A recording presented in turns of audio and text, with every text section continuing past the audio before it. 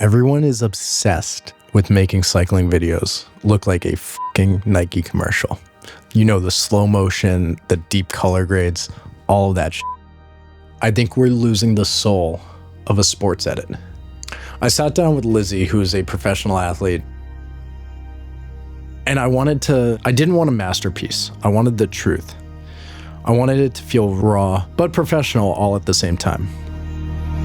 If you want to know how we captured on the course without a fancy montage or gimbal, stick around, and this is how we kept it real.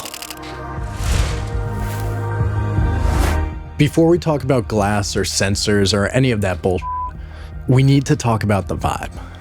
You can have a $50,000 rig, but if the person you're filming isn't comfortable, the footage is going to be garbage.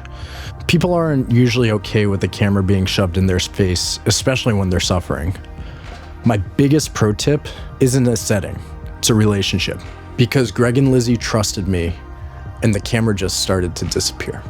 It stopped being an interview and just became a conversation. Europe is just humbling in very lots of ways. But then I'm like, was it a fluke? Like, can I do that every single time? Is that like... If you're starting out, just put the camera down for an hour. Get to know the person you're working with before you just go gun-ho into a video. I think that's my #1 tip to actually making a successful sports documentary.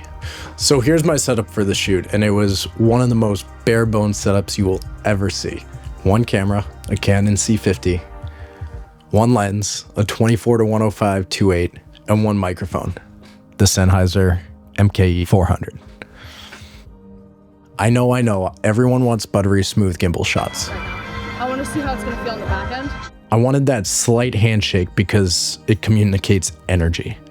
It feels like you're there and you're walking next to us, not on some fucking floating cloud. The only time I touched a gimbal were shots out of a car because shaky footage is not good, and nauseating footage is very bad.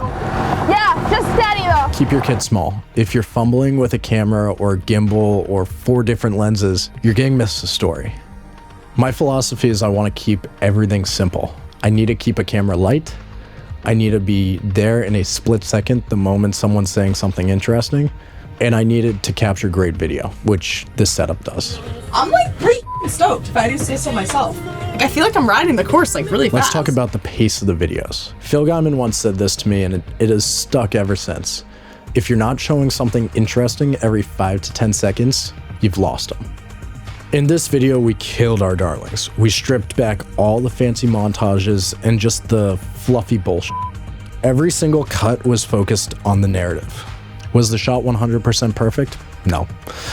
Is the framing a bit off because we kept up running with Greg or Lizzy? Yes. Straight finish line. Well, it's worth it to go harder here. But the story was there. We switched shots constantly. Not to be flashy, but to keep the pace and keep you locked in on what Lizzy is saying, what she's doing.